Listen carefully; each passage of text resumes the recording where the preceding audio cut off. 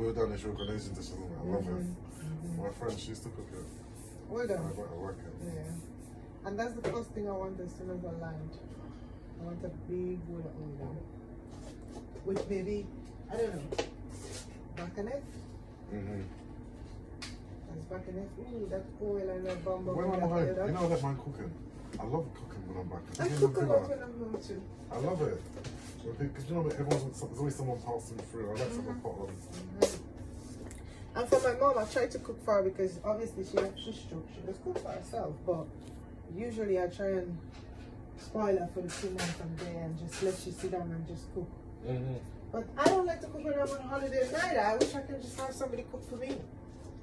Even when we went to Cyprus, you know, remember I went to Cyprus last month? The villa was nice. We cook. We went out for a meal 2 nights. And then we cooked. The other night we cook. Yeah. Sit by the pool. It's nice to cook your own food when you're on holiday. I think you enjoy the holiday more than when you just sit down depending on people to cook for you, like, and you have to wait until they cook.